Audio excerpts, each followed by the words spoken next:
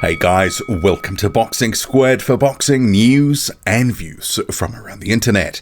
3 heavyweight fights on Fight Week Camp 2, which we'll cover off in this video, and also a marriage proposal, which was after one of the fights. We'll get to that soon. But starting with the first fight, which Fabio Wardley and Nick Webb, which was the co-main event. Then we'll get to Alen Babic versus Mark Bennett. Some interesting stuff there to talk about, because obviously the question with Babic is what next? But also, is he going to reach his ceiling soon? And that is the question we keep asking. Also, Johnny Fisher, the young pro, he's got another win here against Danny Whitaker. We'll also talk about that at the back end of the video. But starting off with the co-main event, which was Fabio Wardley versus Nick Webb. So heading into this fight, you had Fabio Wardley, the unbeaten prospect, 11-0, all the confidence in the world, even in fight camp. He was saying, look, I've got the right to be confident. I should be confident. I'm going to beat Nick Webb. I'm going to stop him. And so it was. But it was an interesting sort of, because this only went one round, it was an interesting round because Nick Webb fought like a guy who was very confident to start off the round. Coming forward, aggressive, letting his hands go, and having some success. He was actually landing some right hands. In particular, there was one chopping right hand that backed Wardley up. But it was a weird sort of, almost like was done punching, and like he wanted a break. And that's when Wardley went to work. And Webb just sort of stuck his hands up. It was not great defense. And Wardley was just picking him apart.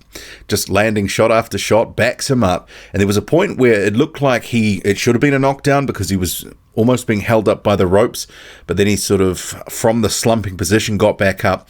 Ultimately, he sort of slumps down after taking a barrage of punches from Wardley, who was, wasn't traditional sort of angles, straight punches or anything like that.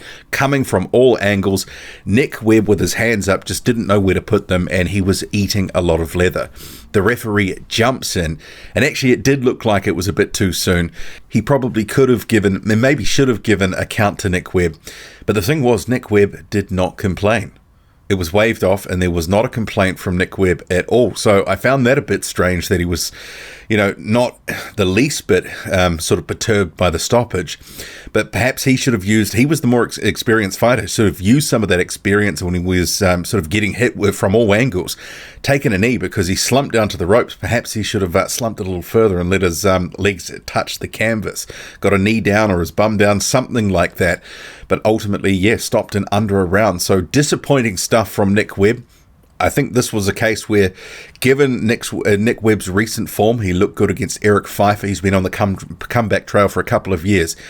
A lot of people expected that this would be at least somewhat competitive for a number of rounds, probably Wardley still winning, but it was going to be a good workout for him, good and valuable rounds.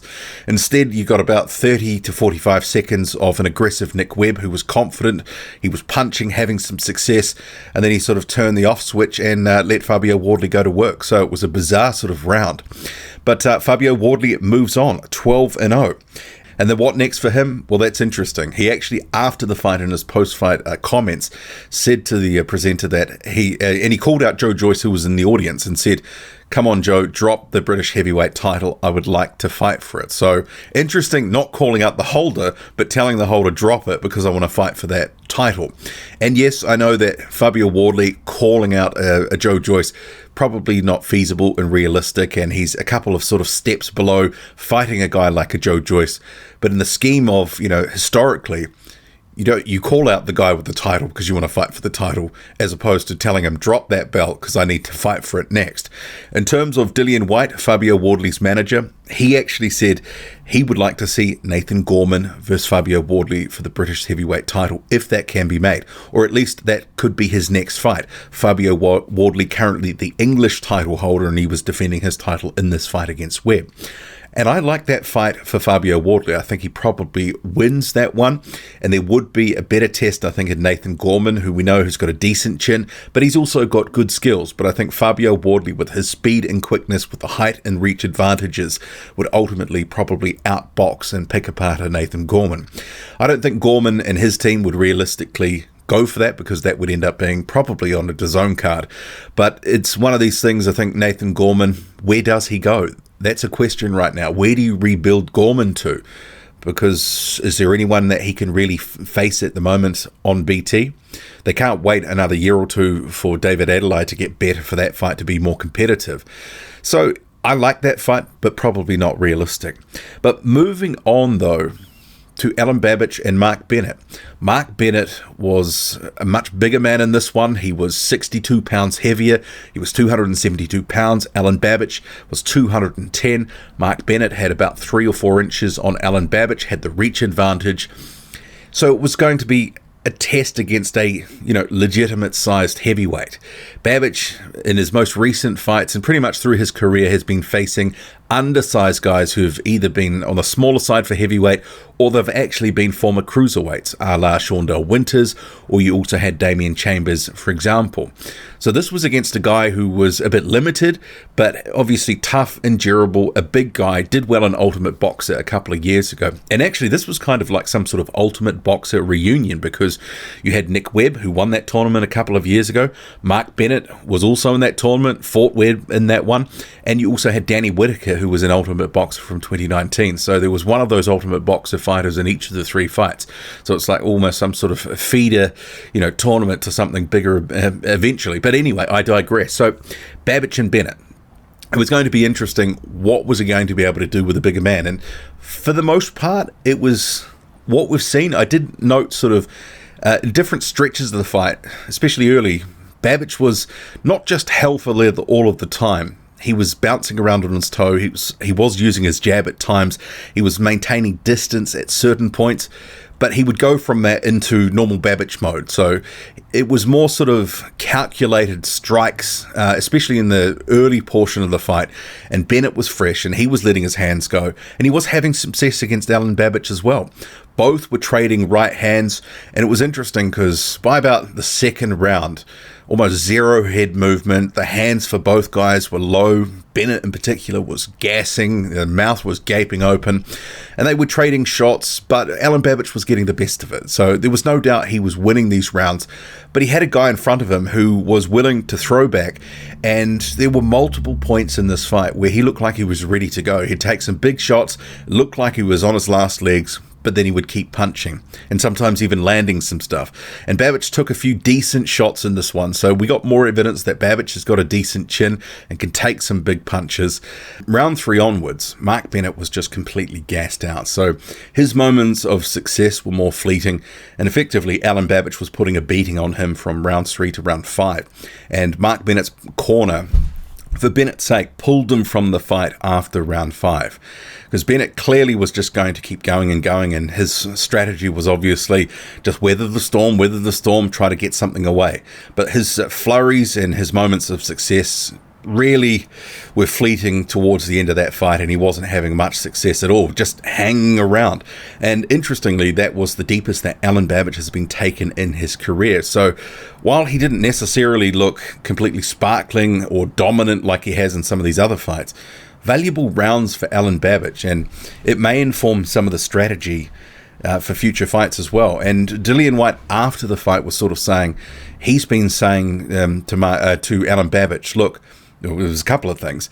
One, that he needs to just bulk up a little bit, that he'd like to see him put on about 5 kilograms in muscle, that he needs to lift weights, because Alen Babic just basically works out, spars, doesn't really do strength and conditioning like some other, or to the level of other heavyweight boxers.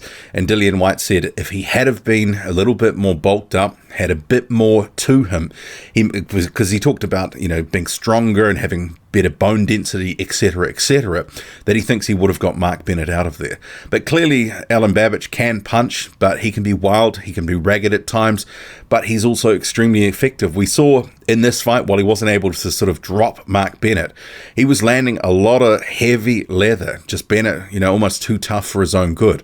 But in terms of Dillian Whyte and the next sort of opponent, he said that he'd eventually like to see someone like Carlos Takam facing Alen Babic, but he did say he thought that might be a little bit too soon, like a step too soon. But I guess some of the criticisms with this sort of fight is Alen Babic facing a guy who was clearly limited to some degree, not the most skilled heavyweight. Sure, he was tough, he was a hard man.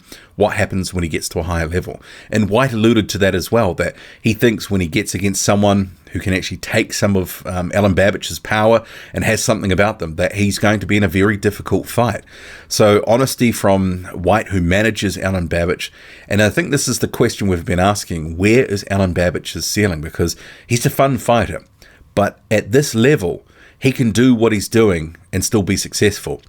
Effectively, he's been facing undersized heavyweights or cruiserweights to this point and been having his way and doing that sort of all-action 3 rounds or bust style.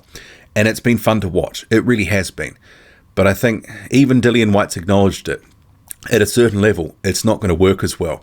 And at that point, White was saying he needs to be able to, measure himself more, box more, pick his spots a bit more, and don't go for broke like he does, because he'll come up short. So it will be interesting to see if we have a bit of a morphing of Alen Babic as he climbs up. Maybe he'll still be a fighter who does sort of explode and bursts, but not necessarily, the all-action, rock'em, sock'em style of fighter, slugfest, that we have seen in his recent fights, including this one. As someone was saying to me on Twitter, that they were taking away some of their old age in real time, because it really was a hellacious beating that Bennett was taking, and even Babic was taking some big shots from Bennett. So credit to them. It was a fun fight. Questions about Alen Babic, but let's just ride this Babic train until the wheels fall off, because look, it's going to be fun. I think that's whatever happens, it's going to be fun. He will come up short in my view at some point. I don't think he's going to be fighting at world level. I mean, as soon as he faces a guy that's maybe in the top 20 or top 30, it's going to be much harder. I think Carlos Takam probably beats him right now, even Takam at 40 years old. We saw how dangerous he can be, even at 40 years old, against a guy like Joe Joyce. If Takam fights like that against Babic for 2 or 3 rounds, he'll probably knock Alen Babic out. Oh, before I forget, I should say, Alen Babic got down on one knee in the post-fight interview and proposed to his girlfriend. So clearly pre-arranged, and she looked shocked. And she did say yes to anyone who didn't catch it. So Alen Babic, pouring on the romance, and she had some kind words for him and supporting Babic, her now fiance. So that was a nice moment. So something a little bit different. Babic moves on. He's 8-0 now. We'll have to see where things go. And in terms of the young pro Johnny Fisher, who's 22 years old, he had a good win against Danny Whitaker. Whittaker, as I said, he's fought an Ultimate Boxer. He's sort of an area level fighter. Fisher really didn't have too much trouble. Whittaker was throwing some speculative hooks and, trying to overhand rights, etc. But ultimately, Johnny Fisher just marched forward, pretty much did what he wanted to do, and got him out of there. So the second round stoppage, he dropped him a couple of times, and actually he did hit Whittaker with a punch while he was on one knee. Instantly, he showed remorse, though, apologized and gave him a hug. But it didn't appear that there was even a warning for that from the referee. So, sometimes that can lead to disqualification elsewhere. But, so the 2 knockdowns after the second one, Johnny Fisher swarms him again. Referee jumps in.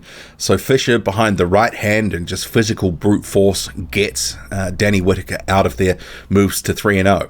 So an entertaining little card from the heavyweight standpoint. Babic also proposing there. So, there was, it had a bit of everything in the end. What did you make of it? Where is Babic's ceiling? Where is Fabio Wardley going? And do you like what you see in Johnny Fisher? Drop a comment loud and often. Hit like, hit subscribe, follow me on Twitter. Boxing_squared. I'm out.